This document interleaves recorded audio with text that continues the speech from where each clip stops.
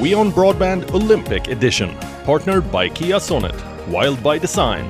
Get ready for a new level of wild. Poker Stars, India's home of online poker.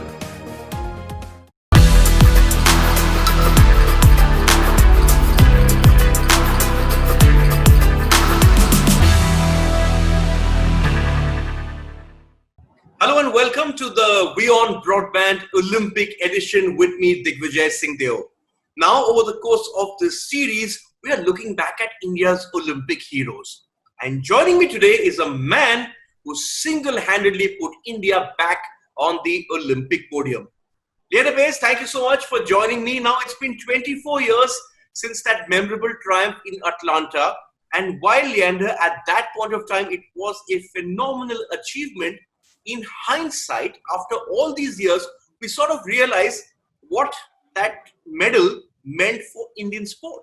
I think the Olympic movement, Diggy, is something that moves our nation. I think that when we look at a country as like India, as big as 1.3 plus billion people, what unites us is playing for the flag. What unites us is playing for the people.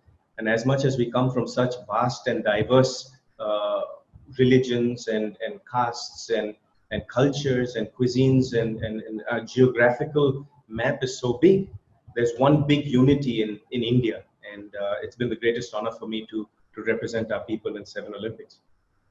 You know, I remember talking to you in Rio, or just before Rio, and you were pleasantly surprised when I told you how both Sushil Kumar and Yogeshwar Dutt, they were actually inspired to covet an Olympic medal by when they saw you standing on the podium in Atlanta. Even Maleshwari, who was at a Sai camp in Bengaluru, 4 years later would go on and become an Olympic medalist, just like you. I respect all our athletes in all the different fields, because coming from a country like India, where you have to travel so much for all your events, and just speaking from a perspective of playing a global sport like tennis, it's not easy to excel in your field. And I have tremendous respect for Sushil and Maleshwari and all our athletes in different fields, because the perseverance of that passion, the fastidious effort that goes into achieving excellence in the field of the Olympics is it takes many years.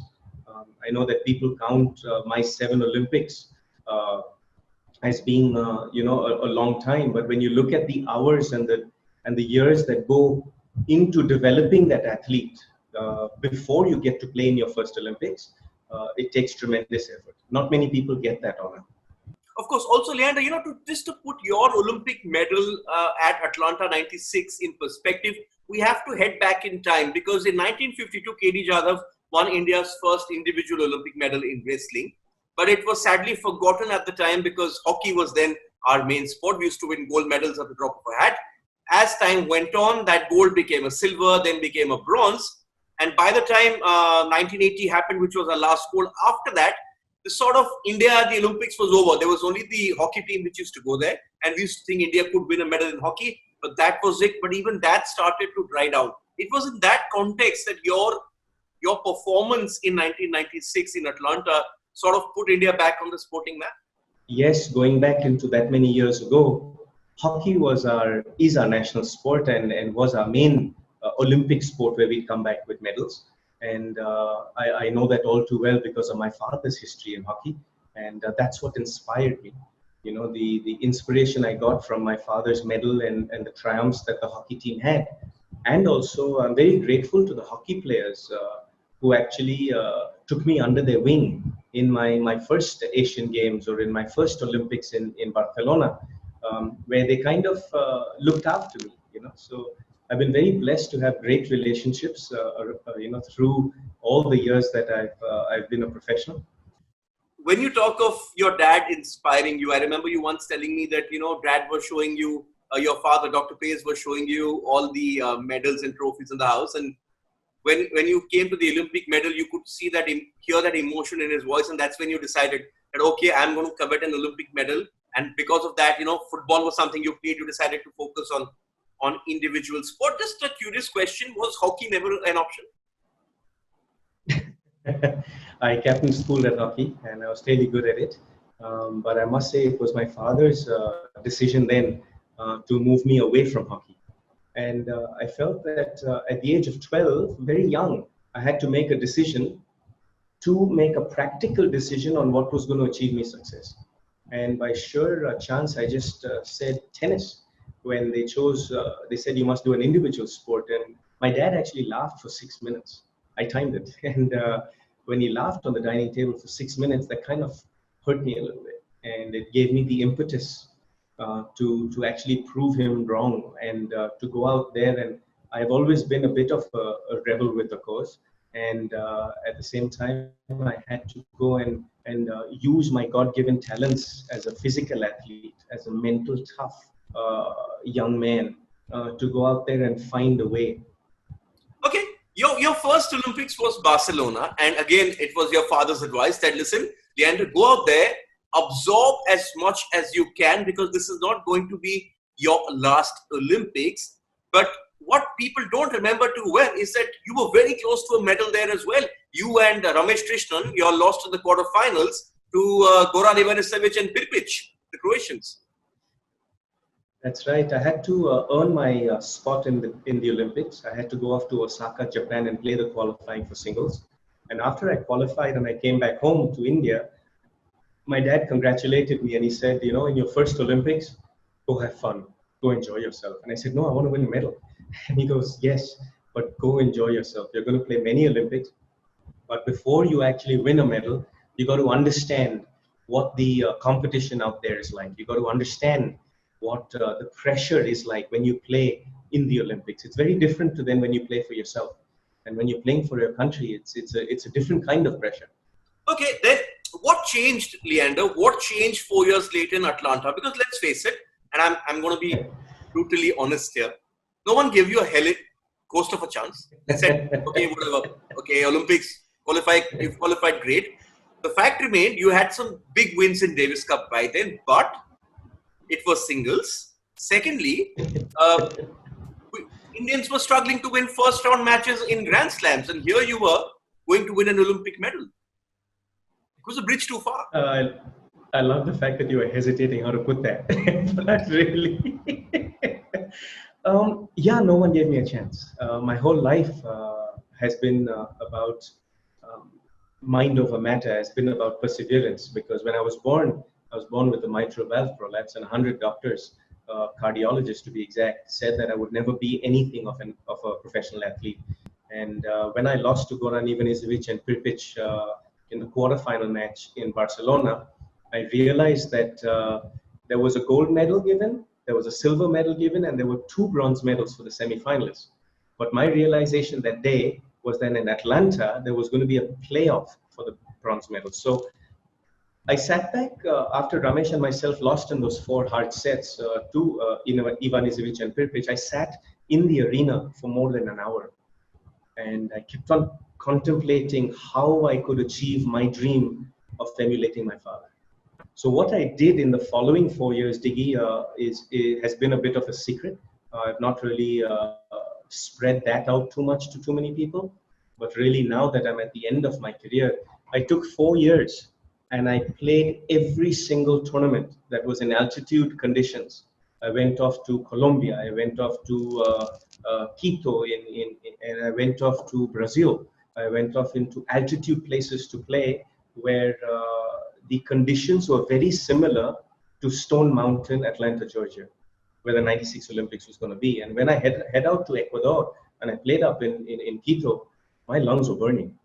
When I head out to Colombia to play in Medellin, it was not easy, the conditions. But at the same time, I knew that the 4 years, apart from the many years before that, I had prepared for Barcelona, those 4 years were focused for singles. And the irony of the whole thing is that when I got to Atlanta the Saturday before the opening ceremony, the draw came out. And I looked at the draw along with Jaideep Mukherjee, who was my captain at the time, and India and Leander had drawn to play Pete Sampras in the first round. And I'll never forget, Uncle Jaideep looked at me and he smiled. And it reminded me of that laugh that my dad did when I was 12 years old on the dining table. But Uncle Jaideep is a wonderful man. And he smiled at me and he said, son, this is a tough draw. And I know you've worked really hard, but don't worry. We'll prepare for another Olympics.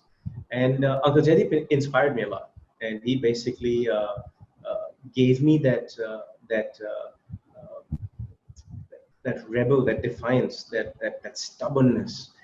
He ignited it that day again, and to basically go out there and live my dream. Yeah, but Sampras obviously didn't play, but then you ended up playing. The first match was Richie Renneberg, who was a seed. You beat him, then you beat the Venezuelan Pereira, and then there was the third seed, Thomas Enquist. You know, on rankings, Leander, you had no business winning those matches, but here you were, you had won 3 matches, and 2 of them were against top-seeded players who were fancied for the Olympic medal. Is that where you got the belief again? The rebel in you then started to realize that, listen, I've done 3 rounds now, I can 2 more, 3 more, I can do this. I enjoy your homework because yes, Richie Renneberg was the 11th seed. He came in as an alternate to Pete Sampras. They redid the draw there. And as the 11th seed, Richie was not only in the top 5 in the world in doubles, but he was in the top 20 in the world in singles. As the 11th seed, he was the 11th best player in the Olympics. So when I drew Richie, it was not like I was breathing a sigh of relief that I didn't have to play Sampras. And as you know, I have an undefeated record against Sampras in my career. I played him 4 times and never lost to him. But our playing styles matched up much better, you know. Then against Richie Renneberg, he was one of the toughest competitors, Diggy, because very much like an Andre Agassi, Richie had one of the best returner serves in the world. He had a 2-fisted backhand return, which gave him a lot of stability to control the ball in those altitude conditions. And at the same time, he had such a versatile baseline game that he could hit down the line passing shots. He could hit short cross-court passing shots, taking the pace off the ball. If you got too close to the net, he could flip lobs over you. And I remember I really battled against Richie. If I'm not wrong, I won that match 6-7, 7-6. I saved a match point in the second set tiebreak. I think I won at 9-7. And then when I was up a break in the third set, 1-love, Richie did the unthinkable. He retired because his lungs were burning in that altitude condition.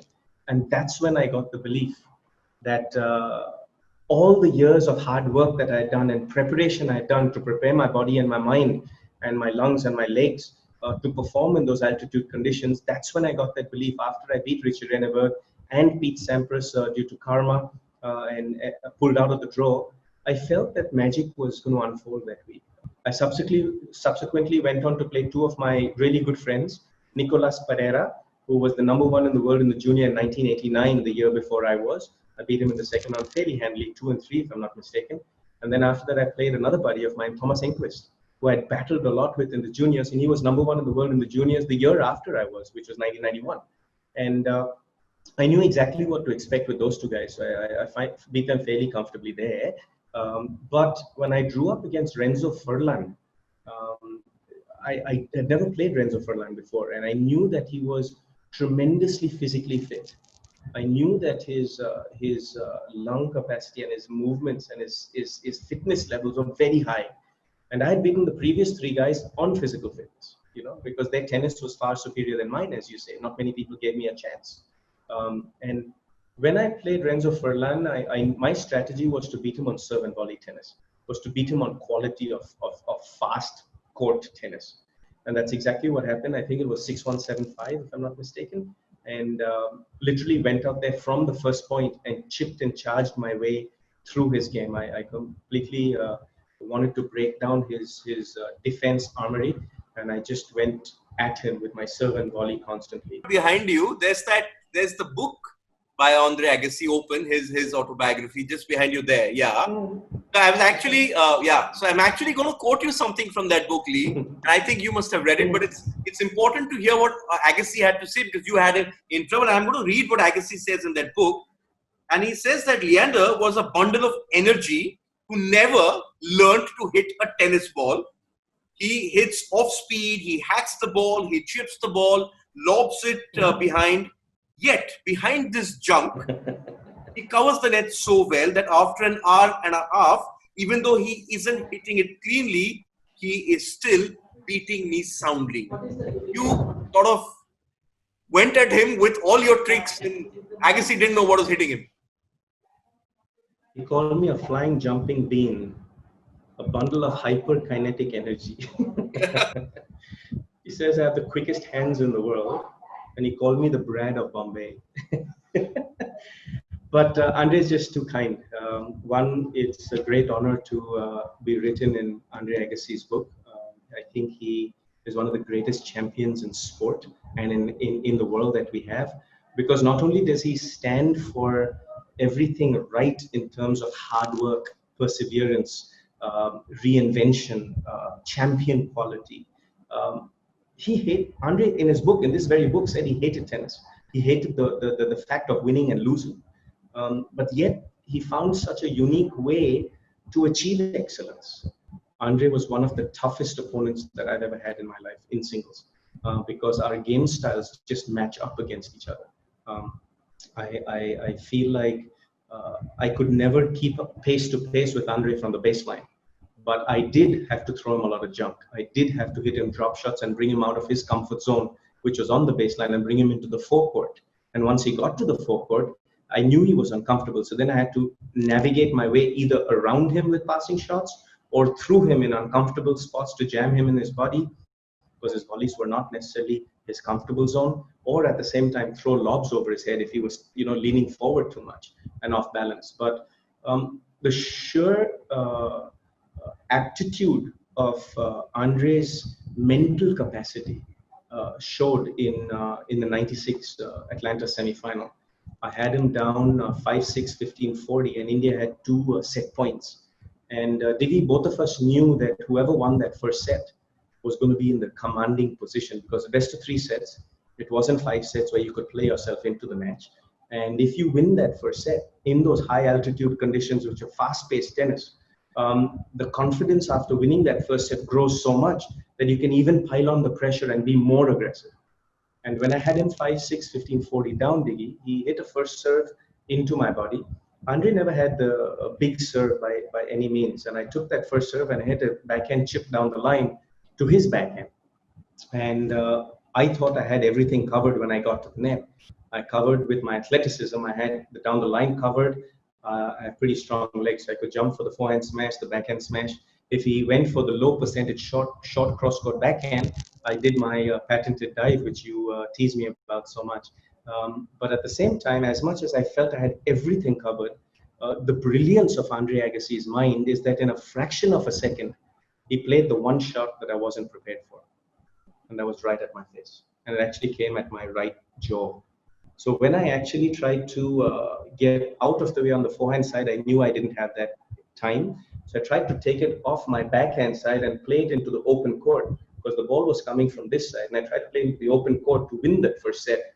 But when I did that, as you can see, my wrist is in a tough position, in a very vulnerable position. And when the ball hit my racket, he ruptured some tendons in my right playing forearm between my wrist and my elbow. And my racket fell out of my hand. I remember the shooting pain that ran right up my hand was so immense that I could not even grip my fingers. And when I looked at my wrist, the whole thing had swollen up. And when Dougie Spreen, the Olympic physiotherapist, came out, he tested me out and he saw that I could not even move my fingers. I'd lost all power in my little finger, my pinky finger, and in my ring finger. And that's how you generally grip the racket. These 3 fingers are the 3 most important in some shots. Whereas when you serve, it's these 3, for the kick, serve, and the slice. But being a single-handed tennis player, where I do everything with one hand, my right hand, losing power as well as any sort of touch, I lost all direction of my shots. And Andre went on to save the next break point and beat me fairly comfortably after that in a tie break in the first set. And I think it was 6-3 in the second, but I knew I was in danger because Dougie Spreen had come out and at 5-6, 30-40 had come out and he said, if you continue, you are going to risk the rest of your career. Obviously, Agassi then moved on to the finals, and then you had to play the bronze medal match, and you were up against a Brazilian Fernando Meligini. Now, I actually went back and looked at Brazil at those Olympics, and they had a great Olympics. They had 15 medals, which was a record for them back then. He had 3 gold medals already. So you could sort of say that the pressure was off Meligini. He didn't need to win that match. It didn't matter for them. It mattered for India because if you won, we would be on the podium for the first time since '80. And he played you off the park in the first set. There was a day off between the Agassi match and the Meligini bronze medal match, and that whole day I was in a cast all day and just resting and in my room listening to music and doing treatment to try and recover and heal as fast as I can. And I remember when we went for dinner on that day off, I tried to pick up a spoon to eat my soup, and I couldn't lift my spoon. I had to eat my soup with my left hand. And I remember that night I didn't sleep much because I knew that the level of pain that I was going to endure the next day was going to be tremendous. I knew that even to get on the court and play, winning and losing is never in one's control, but the effort and the ability that we have to execute our performance can change a loss into a win, can change the outcome of a match. And for me, those are the 1%. Every single 1% adds up. And when you're playing a sport as competitive as tennis, I knew that playing Meligini, who was a very uncanny southpaw, he had a wicked left-handed serve that had tremendous slice on it. I never enjoyed playing against lefties in singles because there weren't that many of them around to start with. So you didn't get to practice with them much. So the spins that the lefties would create would be very unique and very awkward to deal with. Playing Meligini, even apart from his serve, he was a baseliner. He just ran every single ball down and he sliced it and he hit a double-handed topspin lob and he had forehand inside out, which was really good, which kept me running around the court. And my strategy that day was, because the pain I was in, was to keep, just be able to play and to keep the points short. So I went out and Meligini hammered me in the first set. He just took my serve early and he pushed me to all sorts of corners on the court. Every time I came to the net, instead of going around me, he just went right through me. And the power that he was creating, my wrist could not withstand that power and that unorthodox lefty spin. So I lost that first set fairly handedly. He got an early break, if I'm not mistaken, and just cruised right through. And I knew that I had to focus mentally. And every time I looked at my father in the stands, he just kept on saying focus. And when I came out to serve for the medal at 5-4, I just kept on reminding myself, first serves and first volleys, first serves and first volleys.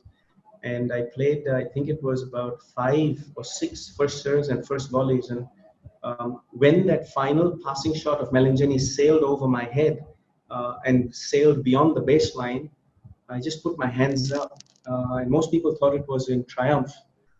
But I was just so exhausted from the sheer mental and physical pain that I had to endure over many, many, many years to achieve my goal.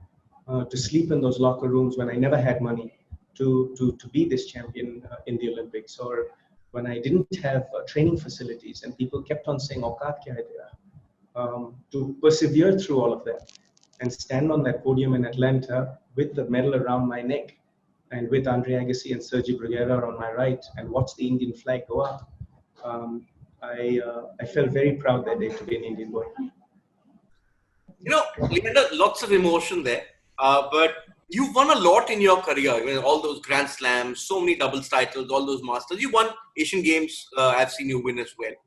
But the abiding memory when you talk of Leander Paes is you standing on that podium, as you mentioned, with Agassi and Sergei Bruguera. And what draws me to that photo is this boyish charm and also the smile on your face, thinking that I pulled off a heist. Is that how you remember it as well? 100%. I remember after I won and I came back into the locker room and I hugged my parents and my family, and I came back in the locker room and I went to Dougie Spreen and the doctor and I went to say thank you for their belief in me. Both of them were just shaking their heads. I remember Juan Antonio Samaranch, the IOC president at the time, came into the locker room and he said, "I'm very proud of you as a young Indian boy to win India's first individual medal after so many years." He goes, "These are some great strides you've taken for your country." These sort of memories stem from a very deep passion for excellence. They stem from a very deep desire to prove to your countrymen that we as Indians can also be world beaters in an international sport where most people will not believe in us and they will ask us, "Aapka औकात क्या है?" But never ever did I see how it would create such a wave and a movement, because since Atlanta, we've come back from every single Olympics with some medal or some form of medal, you know. Leander Paes, yes, it's been a memorable journey, not just for you, but for Indian sport as well. Thank you so much for joining me and just sharing memories of that incredible triumph at the Atlanta Games. And as you rightly said, since Atlanta, India has come back with medals at each and every Olympic Games. Thank you so much once again, Leander, for joining me.